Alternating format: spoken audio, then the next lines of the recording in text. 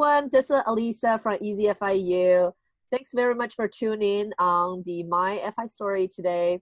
And we have Julia Cha with us today. And Julia is from Vancouver, Canada.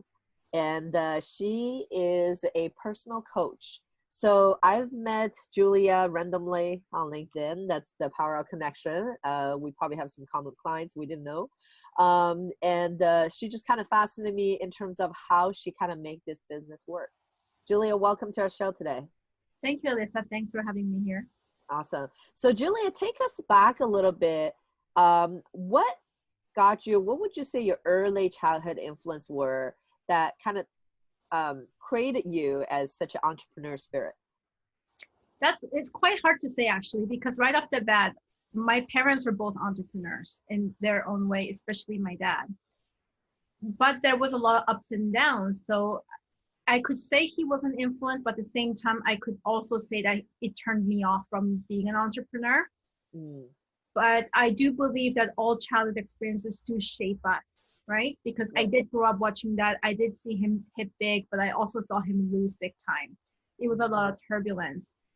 I could say that was an influence, but more than anything, I think that experience plus having my children and having the time freedom has what's really pushed me to go all in. Yeah. So you mentioned about your children. So we all know like we have these transitional moments in our careers and etc. Did you kind of go through the whole job, like the W-2 path, like as you kind of grow up? Like tell us a little bit more about your like life journey. What's a W-2 path? Oh, yes, you can't Canadian. That's right. I forgot. So W-2 means a full-time job, a day job. We always refer to W-2 because it's a tax definition of like the type of tax that you're filing. Yeah. I see. Yes, I did for a while work my full-time corporate job, plus doing my side hustle. So I know if there are a lot of people listening here, when you're wanting to quit your job and you're working on something, this will interest you quite a lot. It was a lot of hours I was putting in. I've also been a single mom for 8 years at the time of recording. So it was all on me. And it was raising 2 kids who are in elementary school, plus parenting properly, plus, right, being responsible for virtually all the little nitty-gritty that all parents understand. And also the thing that really bothered me in a job was that I couldn't just leave whenever I needed to. For example, if they get sick or if something happens, my time was ruled by whether there were meetings or whether there were other responsibilities that I had to be responsible for, when in my mind, my kids are my main priority. So there was a lot of that. And for about 2 years, was it 2 years? Maybe slightly less than 2 years, I was doing both, where I was working full time and I was building. Gotcha. And then so like, if you don't mind share with us, sometimes we go a little deep on the episodes over here, but you mentioned that you're a single mom. I actually didn't know the fact that you're a single mom. So that's like even giving me some more respect over here. So how, like, did the transition kind of come in because you become a single mom, or is it kind of before that, even like when you have the childbirth? Because I know that was a transition point for me when I had my children, like my child, the first child, that kind of really lit a fire for me to go on this FI journey. But with you, tell us a little bit about that story. Yeah. Well, definitely there's a huge mental transition, and I would even say a spiritual transition when we have a child, and then later with multiple children, we learn different things.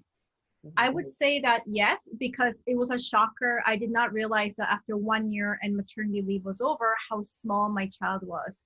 Because before that, in our heads, we think, okay, yeah, you just have the baby, do what everyone else is doing, without realizing what it actually feels like to be in there, to make those choices. And I will never forget the time I went into my old workplace to have a meeting, and they wanted me back full time. And I said, I can't do full time. Can we do part time? And they were refusing, and they were saying no. So it was basically a time where I had to choose between my son, who you look down and then they're so small, right? Yeah. And not seeing them for like 10 hours a day, right? Yeah. and not even having the language for them to express how their day went, right? Yeah. I had to make that choice. At the time, I was not a single mother. At the time, I was with my partner, with my ex-partner. But definitely those things start to build. And I think when we make a transition like this, it's not because one day we wake up, we decide, it's because we've already collected a lot of data where the regular model was no longer going to work. Makes sense. Yeah. So so that kind of lit a file for you. And then how did your business start? Like, how did you start doing a side business? And then what is your side business? Well, my side business was always coaching. So what happened is that I started with financial advising, which meant I was working under a company, but you're still self-employed. And I think a lot of people start going into entrepreneurship that way sometimes because you're kind of feeling it out. I see frequently people who go into like MLMs or doing like network marketing. And I also find that going into financial advising or even real estate is one of the ways, like a realtor, is one of the ways that people become entrepreneurs, but you're still having some kind of company backing you up.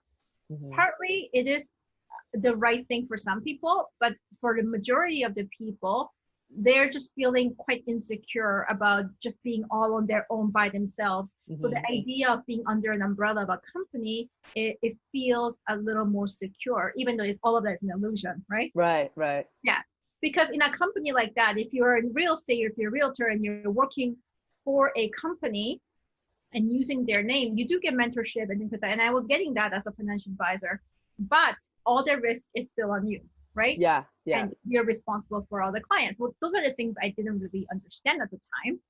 I went into that, and then I started to realize that, wow, I'm really not fixing people's problems. The job that I wanted to do wasn't the job I was doing. Right. And then what was that? Like the job you wanted to do? The job I wanted to do is helping people empower, to feel secure. And it doesn't mean sort of like what you're teaching is to become financially independent in 10 years, right? It doesn't necessarily have to be that way, but to feel in control of your own finances. To know that you have power to earn, to afford things that you want, right? Yeah. Because most of the times I think people don't even dream because they ask too much and too far and not in the scope of their reality. But the power is the ability to dream and to do whatever it takes to make that happen. That's what was instilled in people, because that was my journey, especially after I separated from my ex.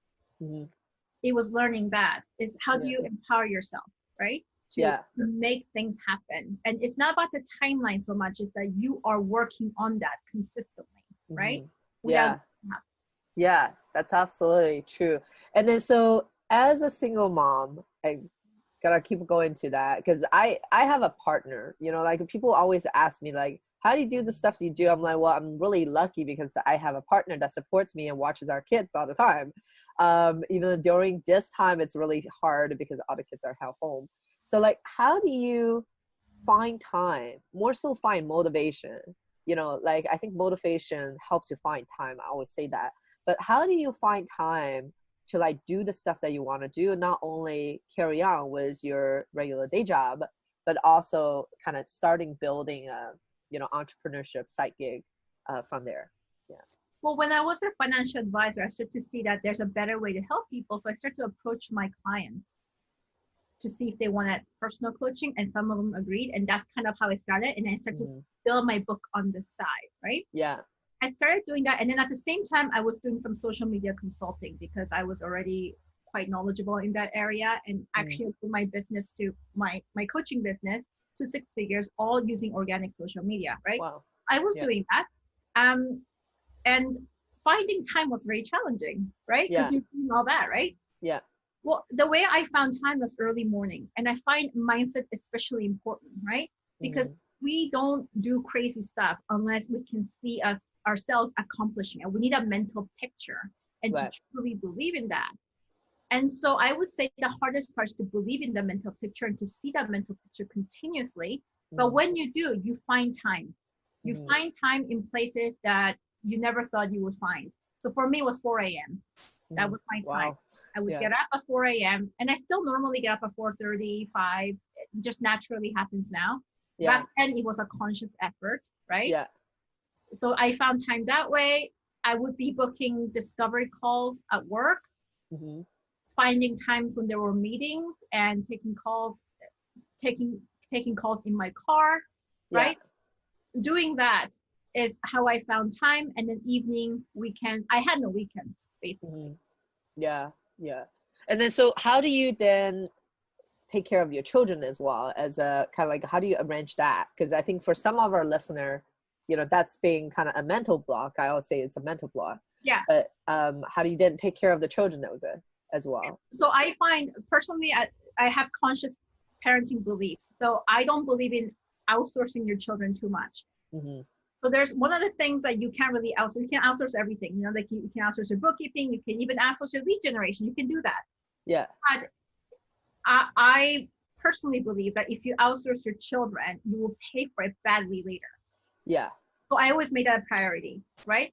I mean, it was never perfect because my mind was quite consumed in my business, but in my mind also I was doing it for them so I could be home with them. If I hadn't done that, I think COVID would have been terrible for us, right? Right. The parents were working at home, they at least had that advantage, right? Yeah.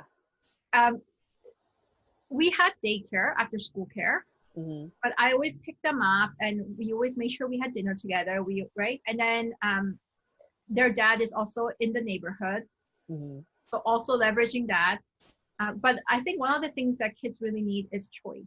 Like, what do they want? Rather than being pushed and shoved around adult schedule all the time. I think one of the things that really helped is that we gave them a choice. And yes, we have to parent. So those are times that are non-negotiable for me, right? So I kept working during those times. Yeah. It was hard. Sometimes I like email and stuff, right? It was hard. But definitely most of the times, 80% of time you want to be very much on board with the non-negotiable time where it's family. And also Sunday was 100% for the kids. Yeah. Because you mentioned you work on the weekends as well, but I'm guessing it's not all weekends because you kind of have to alternate. If something comes up, you're probably carving out. Because for me, it was like the latest struggle I have is try to carve out one full day on the weekend with the kids. So that was or with the family, because then the husband gets a little grumble on that too. So that's one aspect though that I didn't have to like please my partner for my time. That was one aspect that not everybody would say that's like a pro, but to me it was kind of like one less person to take care of, right? Yeah. When the relationship kind of didn't quite work there, and so. Tell me a little bit about your typical day. So you wake up at 4:00 in the morning. Let's get into this a little bit more. So then you work. Now or back then? I guess back then when you first started, because I think that's journey people are very interested in. You still have what we call the W-2 job, the full-time jobs, and then so you wake up at 4:00 in the morning. Tell us a little bit more what your routine kind of looked like. So 4 a.m. And then I would meditate. I would have my black coffee. And I have some videos on YouTube that talk about morning routines. It's especially important to calm your mind and prepare yourself that you're going to make good decisions that day, right? You set yourself up for success. So meditation was a non-negotiable. Coffee, I had just plain black coffee because you don't want any sugar spikes or anything like that. And there were days that I did some yoga in the morning, but I would say it wasn't every single day.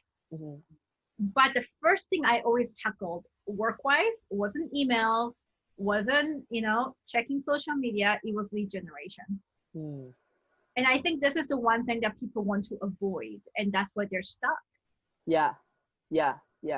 So lead generation, from my part, would be, responding to all social media posts I posted like days before and responding to each person who's liked or commented or sent an inquiry. Gotcha. And then so that's probably going to take you spend about an hour, 2 hours on it, I'm guessing. And then moving on, then you get prepared for work, your W-2. Sorry, your day job. Sorry. Get ready for school. The other thing about lead generation is also to have new people, because people think if you post something on social, you're gonna get traffic, but getting traffic is a whole new different ball game. So you're not gonna get traffic unless you know how to work the algorithm. So those are the things I focused on: having new people, making sure new people see my post, right? Yeah. And then I will get them their lunch prepared, their snacks prepared, wake them up and give them a bit of a cuddle because they always need it. not wanting to rush them too badly, but getting them out the door, getting the breakfast, right? Yeah. Yeah, that was the morning. Gotcha. And then you go off to work. And then when you come back, do you find times in the evening to continue do some work during then? Yeah. Yeah. Yeah. So at the time, I'm wanting to remember at the time. Oh, one of the things I highly recommend people, if they're in that situation, plan your life so you don't waste time. So commute time is the worst thing ever. mm-hmm. I ended up quitting a job because it was too far away and got a job close by, like 5 minutes away. Yeah. And that helped me immensely. Yeah. I did that actually too. I'm like, wow, that's like me. So I quit my job that takes me 3 hours for commute, and then reduced it down to pretty much a 10 or 15 minutes door to door. Yeah. Because I thought about like how much more lead generation I could do if I didn't have to commute like that. Mm-hmm. Right? Mm-hmm. It's a huge time saver, right? Right. Yeah. So that's a hack that I recommend to everyone if they're in that situation where they wanted to quit their job. Mm-hmm. And then after work during work I was doing some stuff, and I was pretty honest. I was honest with, but it's also how you say it to your coworkers and your boss and stuff, like how you pitch it. Yeah. They were quite understanding. The few people who knew, they were understanding. Yeah. I think nowadays everybody has a side hustle, so it's not new and different. And I think almost sometimes people wish that they could do that themselves too, right? So I find that in most corporate settings, except for the really toxic ones, like there are people who be quite understanding because they wish to do the same. Yeah, right? absolutely. Yeah. They had guts. Yeah, so I would do some stuff there, but I always made sure that I did work. And so if someone is looking to quit their job, I always recommend do like 80%. So it's still a very good deliverable. Yeah. And you're also not putting so much energy that you can't do anything after work. Right. Unless if you really excel at your job, and that's the best opportunity because at the end of the day, it's all increasing incomes, right? In a way. So like, unless if you love your job, you do very good at it, then I think promotion is probably the best path you go for that. But also as an entrepreneur, like in my position, in corporate, I've seen people get promotion like, I don't know, like 5,000, 10,000 a year or something like that, right? Yeah. I mean, if I did my business right, I can make that in a day. Yeah. So it's almost like that doesn't make sense, right? If you look at it from that perspective. Yeah. So I kind of stick to the 70 to 80%. If you know you're gonna leave, take everything you can from it. And I don't mean just money, but all the experience that you can leverage when you pivot to your own business. Yeah, definitely. Okay, so then you come back home, all right? And then you pick up your kids, you come back home, and like you get them dinner. They're non-negotiable. Tell us a little bit about these non-negotiable hours. Non-negotiable hours are, what people will call like home, like dinner time. You don't have phones at your table, right? Have conversations, talk about what happened that day. I know most parents have homeworks to deal with. Like my kids are in IB school and they don't have homework in elementary school. They don't. Yeah. So it doesn't make it as hard and time pressing. Sometimes they have homework, but it will be mostly connecting. Yeah. And that's something we can't fake, because you have to be all in present. And a few times my kids are very honest. They're like, where are you right now? Yeah. You're here, but I just said something and your answer was, right? Yeah. It's not a kind of question. Yeah, that's awesome. Yeah, my daughter, when she was young, I taught her, I'm like, hey, don't just throw a tantrum. Just tell me you need some attention right now. Yeah. Right? And then she would be like, I need some attention right now, mommy. Like, so I can totally relate. Awesome. Yeah. And then so I guess like once the kids goes to bed, or maybe even after dinner, you have some downtime that you can work on your stuff then. Yeah, because they go off and do their own. Usually there's like a fight to play video games or something, and I tend to say no immediately, right? Yeah. But sometimes I'll have an allowance, or if they're playing like with Lego or they're reading a book or something, I will glance at my email, look at my social media, and then sometimes respond to people who could potentially be leads. Yeah, yeah, gotcha. So And then I can't say this enough. Leads are the most important. If you don't have yeah, a business fully formed yet, then you need to focus on leads. yeah, yeah. And oftentimes it's not just spending money on a marketing, but rather just organic growth, reach out to people, actually having this conversation as well. So Yeah. fast, yeah. Go ahead, sorry. I'm glad you mentioned that about advertising, because actually until we have a lot of the messaging and what we call organic content down, ads don't really work, Right. because It, it's all about penetrating people's mind yeah. and providing something that makes them interested. So until we understand what that is, ads won't work. Yeah. And then so what have you found that was like some good tips that you can share with our audience, things that really kind of pops into people's mind that was really works, and also how long did you get to that stage, you know? What do you mean, to find out what works? Yeah, yeah. How long did you get to like in the group per se? Because I Yeah. know like we had a lot of challenges working on social media. You're like, okay, posting message. Okay, nobody's interacting with us. What's going on, right? So at what point like you kind of like, oh, I got this figured, because everybody's voice is different. Yeah. You know, yeah. I won't say how long it took me, because I don't want to create a bias in people. Yeah. But what I will say is that mindset is everything in anything that we do, right? And actually, in anything like social media, when we are in business as entrepreneurs, it's always about clients, right? And we have to also understand how the mind naturally works. So these are the things that it took me to figure out to finally break through and have success, right? People are innately selfish.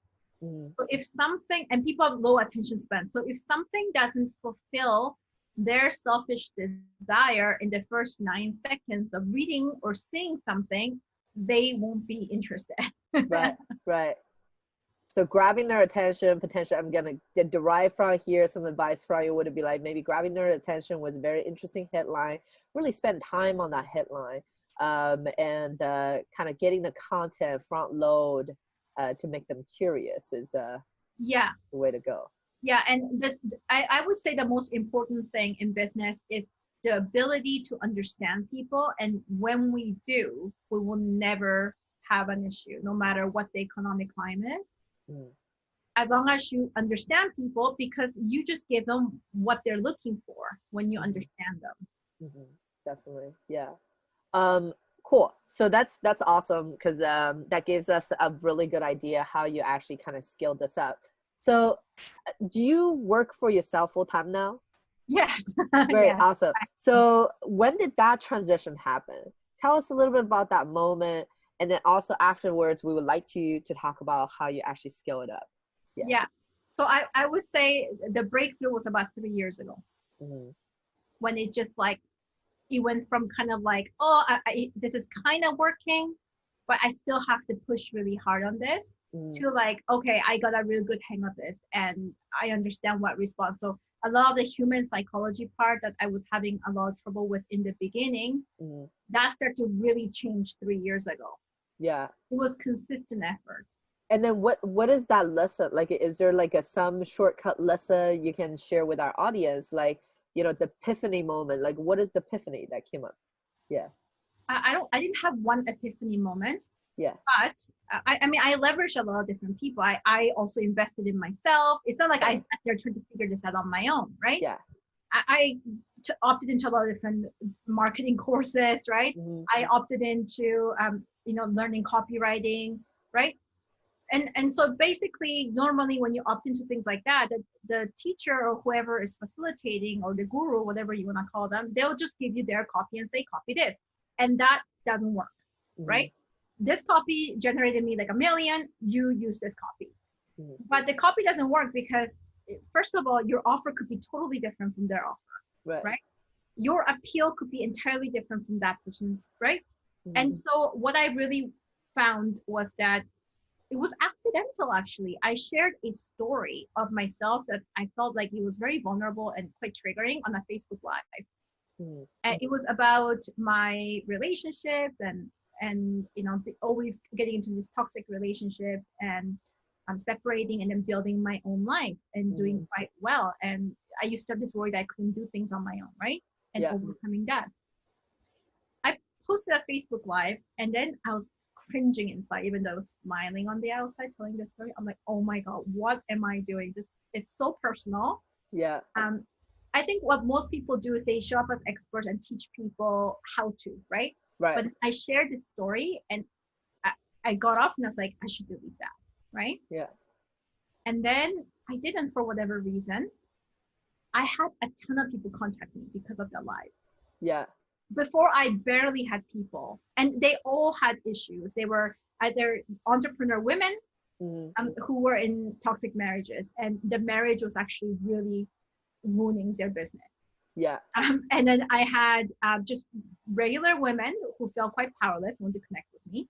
Right. And then I had like powerful corporate women who were secretly suffering. They looked like they had a really nice marriage, right? Right. It was all related to that story. Right. And they were like, I want what you have. And to be honest, some people were financially better off than me, but that wasn't it, because it was internal power that they felt they didn't have, right? Right. Right. So that's kind of how it started. And that was, I could say that was a breakthrough moment. How the thing I wanted to remove and felt so uncomfortable was what converted people and made them feel like they needed me. Yeah. Yeah. So personal story connects, and authenticity is huge on there too. Exactly. And also the time, right? Like the time and the consistency of posting stuff, because you talk about social media. You know, this weekend I went to a conference, and then the guy was like, well, really just like keep on posting. It sounds like a really easy advice, but then he shared the stats to say anyone who's worth something on YouTube, it's got 500 videos. Like if you had a 10,000 follower, then you had like 1,000 video or more. You know, it's like the consistency and volume. Yeah. Consistency is huge, especially because people focus on the vanity metrics. People focus on how many likes they had. People focus on how many comments they're getting, right? Even on LinkedIn, people focus on views. But actually what matters more is how many of those people care about what you're doing. How many of those people actually want to work with you, right? That matters more, right? So oftentimes looking at social media is so hard to tell who actually is generating income from their business, who isn't. Because one time I talked to an Instagram, this model, right? And she had like 10,000 followers. Yeah. And she had some famous people following her. She put out a t-shirt to sell and nobody bought it. Wow. A t-shirt. Yeah. Yeah. And I told her, look, I've got like, you know, way less followers, like one out of 10, like 1/10 of your followers, right? Yeah. I've got, you know, I mean, just looking at everything, my content looks less pretty. Yeah. But I have people contacting me to work with me. Right. Right. And I never find that my actual clients, people who become my clients, ever like my stuff, ever comment. They're always watching. Yeah, gotcha. So don't get caught up, with the likes. So what would you say? Do you have like a metric then to that? Like, what would you use as a metric? Because I'm a very math-driven person. So I'm like, what's the metrics over there? Yeah. It's hard to say, because when we talk about metrics, we have to look at something tangible, right? Yeah. But the metric I use is when a prospect contacts me, I ask them, what did they see? I asked them, what about my message or content? Which content exactly? And one time I asked that prospect, and she told me what resonated with her the most was a post I made that nobody had liked, nobody had commented. It's almost like nobody cared. Yeah. But to her, that was something that hit her home. And it had to do with trauma. Because we have to understand, your audience, your prospect, they're all selfish. If they like something, they're showing a part of themselves. So if something that you're posting has to do with money, or has to do with something slightly uncomfortable, or even like toxic marriage, something like that. If people like that, then they're revealing themselves that they might have something that they need to work on. People don't like that. So actually what I like to do is kind of a reverse triangle, right? So you want to look at your content like some things everybody likes, right? They're like a success quote. Yeah. People have no hangups about liking that stuff, right? You know, it's very aspirational. Everybody likes it. Everybody likes success. Great topic, right? That gets a lot of attention. Those are good because it helps to ramp up your algorithm. Yeah. And if there's content that's kind of mid-range where it's a little more specific, but people who are a little more targeted. So in your example, it would be, you know, something to do with investing or real estate, right? That's a little more specific than success and financial freedom in general, right? That would be the next level. You still get attention, but maybe not as much as something that's more on the surface level. And then more specifically, now you're talking about things that your ideal clients who are very hot and they're ready to work with you. Those are the people who'll be interested in. And I often find that when you post things that are very specific to your audience, not many people will like it. But when people continue to see proof that you have what it takes to get them to their desired goal, and they've been seeing a variety of these types of content, they will respond. Gotcha. That's awesome. That's a huge learning for me too, as well. So I shouldn't be very sad when I post something nobody likes. Don't worry about that. Don't worry about that. I mean, you do want to, if you keep doing it and there's nobody ever interested, then you want to take cue. But oftentimes changing things too frequently, and I would say 30 days, you want to be very consistent. For 30 days, if you can, every single day, right? And if you see that there's nothing converting, you should definitely tweak it, right? Yes. If you're not even getting a call, right? Because a call is conversion, right? Because that's a call to action and they've taken the action. But if you're getting nothing, like crickets, nothing, then you probably want to look at it. Gotcha. Awesome. So you started from that. So your transition back to your story, in terms of transitioning to that. So you gained at this point the confidence of saying, I can go on my own. And then now I feel comfortable to own my own business, right? And so you did that. And then tell us like that moment that happened. Is it like a one moment that happened, or is it something that you worked towards? And at one point, like for me, it was like really planned it. You know, I got my CPA involved too. It's like at this point, we're going to retire, you know? For me, it was leap of faith. Yeah.